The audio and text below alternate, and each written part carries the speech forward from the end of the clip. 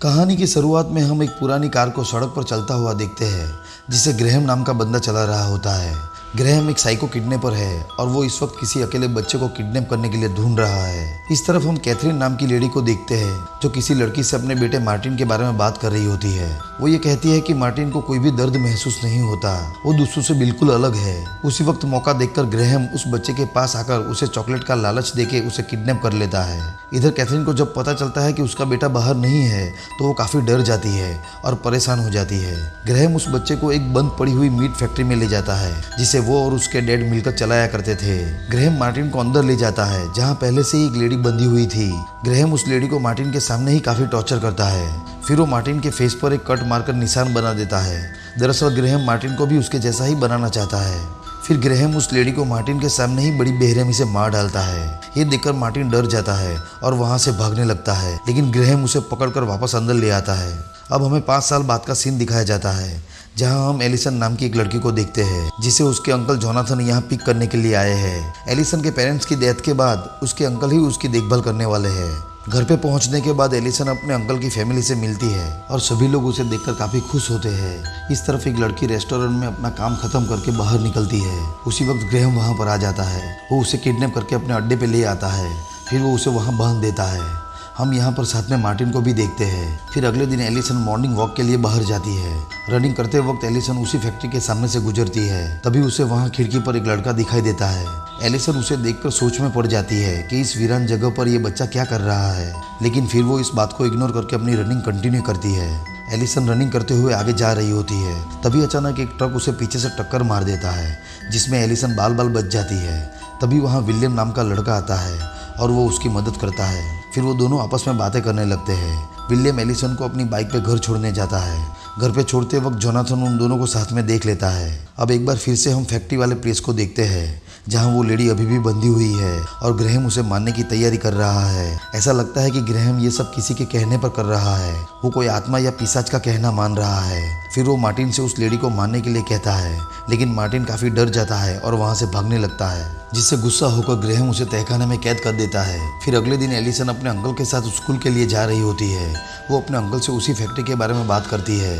वो बताती है कि उसने वहाँ किसी लड़के को देखा था, लेकिन जोनाथन उसे कहता है कि वो जगह तो सालों से बंद पड़ी हुई है, वहाँ पर कोई भी नहीं रहता। इधर ग्रेहम मार्टिन को तहखाने से बाहर निकलता है और उसकी केयर करने लगता है। ऐसा लगता है कि वो ये सब किसी मजबूरी में कर रहा है। इस तरफ एलिसन का स्कूल में मन नहीं लग रहा था, इसलिए वो स्कूल से निकलकर विलियम के पास आ जाती है।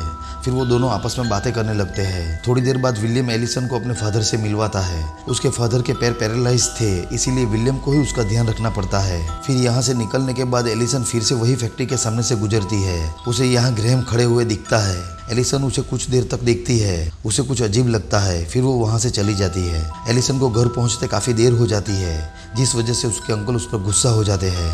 इधर फैक्ट्री में उस लेडी के सामने मार्टिन आता है। वो लेडी मार्टिन से उसे खोलने को कहती है। अब देखने में ऐसा लगता है कि मार्टिन उसे मारने जा रहा है, लेकिन मार्टिन उसे खोल देता है। वो लेडी जल्दी से वहाँ से भागने की कोशिश करती है, लेकिन तभी वहाँ ग्रेहम आ जाता है और वो उसे पकड़ लेता है। ग्रेहम बड़ी बेरहमी से उस लेडी को एक हुक की मदद से उल्टा टांग देता है और फिर उसे जिंदा ही जला देता है। ग्रेहम मार्टिन की इस करतूत से काफी गुस्सा होता है। इस तरफ शाम के टाइम पे एलिसन रनिंग करते हुए घर की तरफ जा रही होती है। तभी वहाँ पीछे से अपनी कार लेकर विलियम आता है। विलियम एलिसन को कार में बैठने के लिए कहता है। एलिसन उसकी बात मान जाती है। फिर वो दोनों लंच के लिए जाते हैं। वो दोनों साथ में अच्छा टाइम स्पेंड करते हैं। फिर वो दोनों वापस कार में जाकर रोमांस करने लगते हैं, लेकिन तभी वहाँ पर जोनाथन आ जाता है। वो एलिसन को अपने साथ ले जाता है। वो एलिसन से कहता है कि विलियम एक अच्छा लड़का नहीं है और वैसे भी तुम्हें अपनी पढ़ाई पे ध्यान देना चाहिए। इस तरफ ग्रेहम दूसरी लेडी को भी मारने वाला होता है। वो ये काम मार्टिन को करने के लिए देता है, लेकिन मार्टिन मना करता है। ग्रेहम उसे उस लेडी के पैर पकड़ने के लिए कहता है और फिर बड़ी बेरहमी से उस लेडी को भी मार डालता है। ग्रेहम चाहता था कि मार्टिन के अंदर से एहसास खत्म हो जाए और वो भी उसके जैसा बेरहम हो जाए। अगले दिन एलिसन रनिंग करते हुए विलियम के घर पे जाती है। वो विलियम से पिछली रात के लिए माफ़ी मांगती है। अब यहाँ पर उन दोनों के बीच किसी बात को लेकर थोड़ी बहस हो जाती है। फिर एलिसन फिर से अपने घर की ओर जाने लगती है। बीच रास्ते में उसे उसी फैक्ट्री में फिर से मार्टिन नजर आता है। एलिसन इस बार अंदर जाकर देखना चाहती थी, लेकिन तभी ग्रेहम को देखकर वो छुप जाती है। ग्रेहम के जाने के बाद वो अंदर जाती है। अंदर जाने के बाद उसे मार्टिन नजर आ जाता है। मार्टिन उसे देखकर वहाँ से भाग जाता है। उसे ढूंढते ढूंढते एलिसन काफी अंदर आ जाती है, जहाँ पर वो काफी खौफनाक चीजें देखती है। यहाँ पर बहुत सारे टॉर्चर करने वाले हथियार रखे हुए थे, जिसे देखकर एलिसन काफी डर जाती है। उसी वक्त बाहर ग्रेहम भी आ जाता है। एलिसन यहाँ की डरावनी चीजें देख ही रही होती है, तभी वहाँ ग्रेहम आके एलिसन को पकड़ लेता है। इस तरफ एलिसन के अंकल और फैमिली वाले एलिसन का वेट कर रहे थे, लेकिन इन्हें क्या पता कि एलिसन कहाँ है। फिर जब अगले दिन भी एलिसन घर पे नहीं आती है तो जोनाथन उसे ढूंढने के लिए निकलने वाला होता है। तभी वहाँ विलियम भी पहुंच जाता है। अब उसे भी पता चल जाता है कि एलिसन कल रात से गायब है। वो जोनाथन से कहता है कि कल रात हमारा झगड़ा हो गया था। इस बात पर जोनाथन को गुस्सा आ जाता है और वो विलियम को मारने लगता है। फिर जोनाथन एलिसन को ढूंढने के लिए वहां से निकल जाता है। जोनाथन सीधा उसी फैक्ट्री के पास जाता है जिसका जिक्र एलिसन ने पहले किया था। इस तरफ ग्रेहम एलिसन पर टॉर्चर करने ही वाला होता है, तभी जोनाथन बाहर से ग्रेहम को आवाज लगाता है। फिर ग्रेहम एलिसन के मुंह पर पट्टी लगाकर बाहर आता है। जोनाथन उससे पूछता है कि उसने किसी लड़की को यहाँ पर आते हुए देखा है, जिस पर ग्रेहम कहता है कि यहाँ कोई भी नहीं है। लेकिन तभी एलिसन का मुंह खुल जाता है और वो चिल्ला देती है। उसकी आवाज सुनकर जोनाथन अंदर जाने की कोशिश करता है, लेकिन ग्रेहम उसे शूट करके खत्म कर देता है। फिर ग्रेहम और ज्यादा गुस्सा हो जाता है और वो एलिसन को नीचे ले जाकर बेसमेंट में बंद कर देता है। एलिसन जिस कमरे में बंद होती है वहाँ लाशें और कई सारे बॉडी पार्ट्स होते हैं, जिसे देखकर एलिसन बुरी तरह से डर जाती है। दूसरी तरफ विलियम भी एलिसन को ढूंढने के लिए निकलता है। वो उसी फैक्ट्री के पास आ पहुंचता है जहाँ उसे जोनाथन का ट्रक फैक्ट्री के बाहर दिखता है। फिर विलियम भी फैक्ट्री के अंदर जाता है। वो एलिसन को ढूंढते ढूंढते बेसमेंट तक पहुंच जाता है, जहाँ उसे एलिसन मिल जाती है। वो एलिसन को छुड़ाने की कोशिश करता है, लेकिन तभी पीछे से ग्रेहम आ जाता है। वो विलियम पे एक शॉवेल से वार करके उसे मार डालता है। अब ग्रेहम के दिमाग की हालत और भी खराब होने लगती है। उसे और भी बुरी शक्तियों की आवाज सुनाई देने लगती है, जिससे वो सुसाइड करने की कोशिश करता है, लेकिन वो ऐसा नहीं कर पाता। इस तरफ मार्टिन किचन में अकेला बैठा होता है। तभी वहाँ ग्रेहम आता है और उससे बातें करने लगता है। उसी वक्त वो मार्टिन के हाथ में एक चाकू घुसा देता है ताकि वो यहाँ से भाग न सके। इसके बाद ग्रेहम जोनाथन की बॉडी लेकर उसके घर की तरफ निकल जाता है। इधर एलिसन किसी तरह डोर का लॉक खोल के अपने आप को छुड़ा लेती है। फिर वो मार्टिन के पास जाकर उसके हाथ में से चाकू निकालती है और उसे यहाँ से बाहर ले जाती है। एलिसन सीधा अपने घर की तरफ निकल जाती है।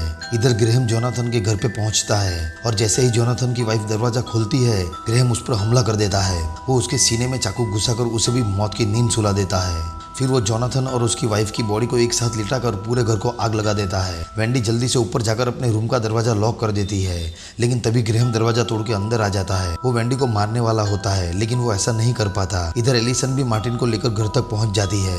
वो बाहर से ही जान जाती है कि ग्रेहम घर के अंदर है। इधर ग्रेहम फैसला करता है कि वो मार्टिन की जगह वेंडी को अब अपने जैसा बनाएगा। नीचे एलिसन घर पे आती है, तभी जोनाथन की वाइफ उसे वेंडी को बचाने के लिए कहती है। एलिसन जल्दी से ऊपर जाकर ग्रेहम को एक चाकू घुसा देती है। ग्रेहम मरता तो नहीं है, लेकिन घायल हालत में वहां से निकल जाता है। पूरे घर में आग लग जाती है, इसीलिए एलिसन 911 पर कॉल करती है। लेकिन तभी मार्टिन एलिसन के पेट में एक चाकू घुसा देता है। वो बार बार चाकू से वार करके एलिसन को बड़ी बेरहमी से मार डालता है। इतने साल ग्रेहम के साथ रहने की वजह से अब मार्टिन भी साइको किलर बन गया था। फिर वो ऊपर वेंडी के कमरे में जाकर उसे भी खत्म कर देता है और वहां से चला जाता है। इधर ग्रेहम घर पहुंचकर अपने फादर की डेड बॉडी से बातें करने लगता है, लेकिन तभी मार्टिन उस पर कुल्हाड़ी से वार कर देता है। वो बड़ी बेरहमी से ग्रेहम को भी मार डालता है। मार्टिन को देखकर यही लगता है कि अब वो ग्रेहम का सारा काम क्या करेगा। अगले दिन पुलिस जोनाथन के घर पर पहुंचती है, जहां पर सब कुछ जल चुका होता है। पुलिस इसे एक हादसा समझती है। इधर विलियम के फादर भी उसके गायब होने की वजह से काफी परेशान थे।